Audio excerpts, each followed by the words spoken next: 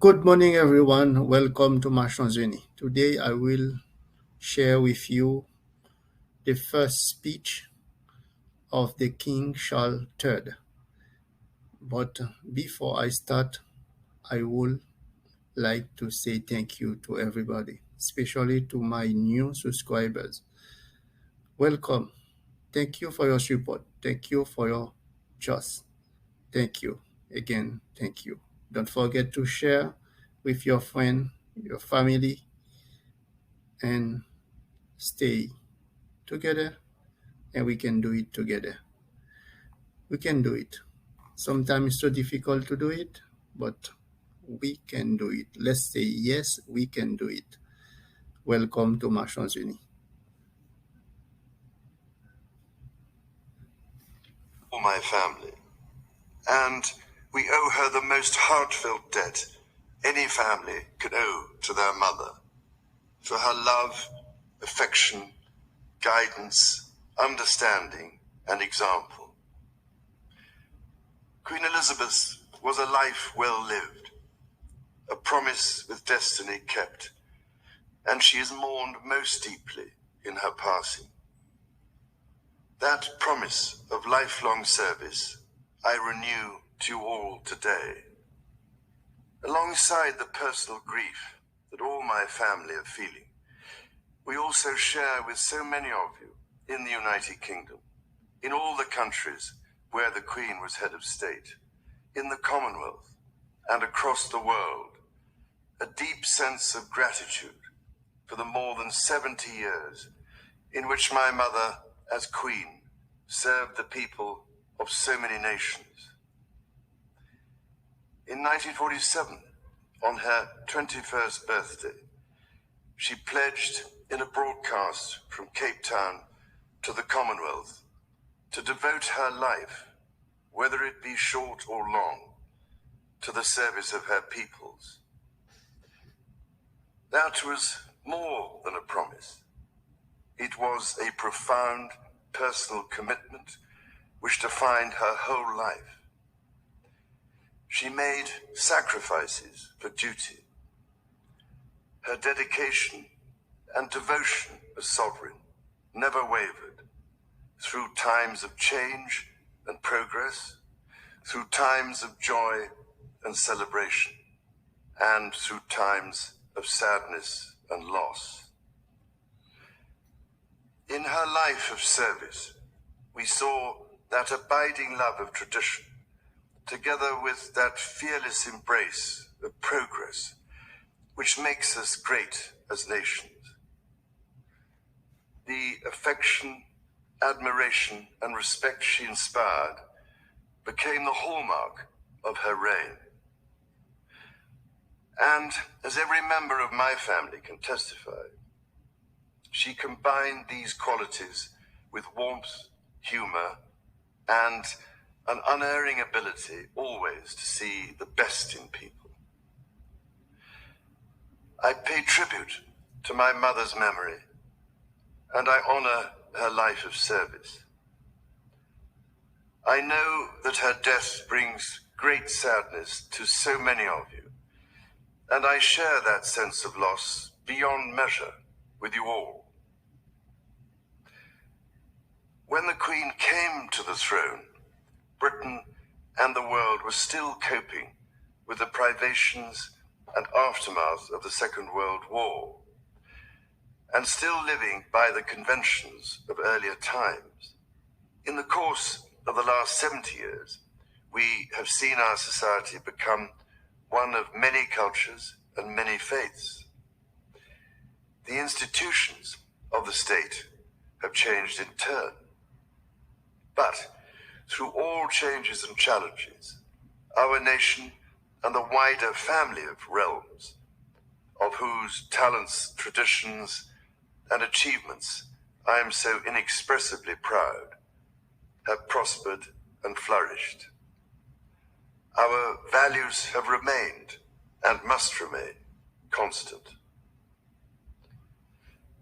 The role and the duties of monarchy also remain, as does the sovereign's particular relationship and responsibility towards the Church of England, the church in which my own faith is so deeply rooted.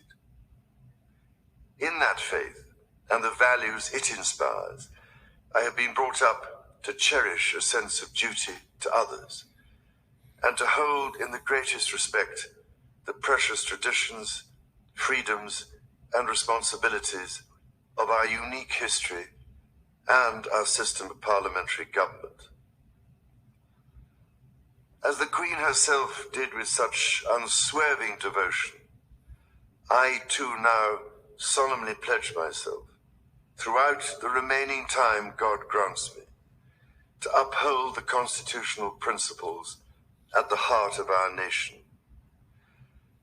And wherever you may live in the United Kingdom, or in the realms and territories across the world, and whatever may be your background or beliefs, I shall endeavor to serve you with loyalty, respect, and love, as I have throughout my life. My life will, of course, change as I take up my new responsibilities. It will no longer be possible for me to give so much of my time and energies to the charities and issues for which I care so deeply. But I know this important work will go on in the trusted hands of others. This is also a time of change for my family. I count on the loving help of my darling wife, Camilla. In recognition of her own loyal public service since our marriage 17 years ago, she becomes my Queen Consort. I know she will bring to the demands of her new role the steadfast devotion to duty on which I have come to rely so much. As my heir, William now assumes the Scottish titles which have meant so much to me.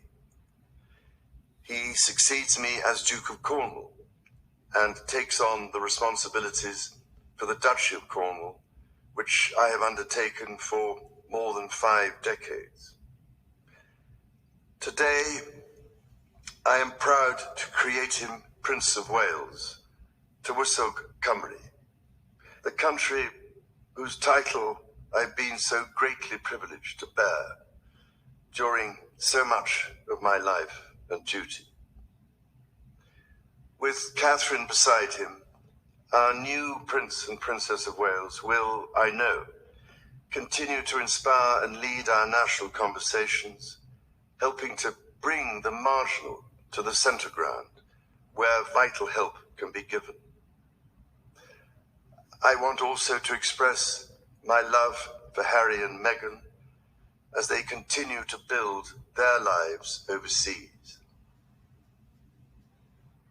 In a little over a week's time, we will come together as a nation, as a Commonwealth, and indeed a global community, to lay my beloved mother to rest.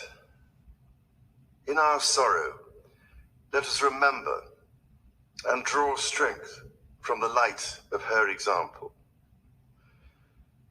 On behalf of all my family, I can only offer the most sincere and heartfelt thanks for your condolences and support. They mean more to me than I can ever possibly express. And to my darling Mama, as you begin your last great journey to join my dear late Papa, I want simply to say this: thank you. Thank you for your love and devotion to our family and to the family of nations you have served so diligently all these years. May flights of angels sing thee to thy rest.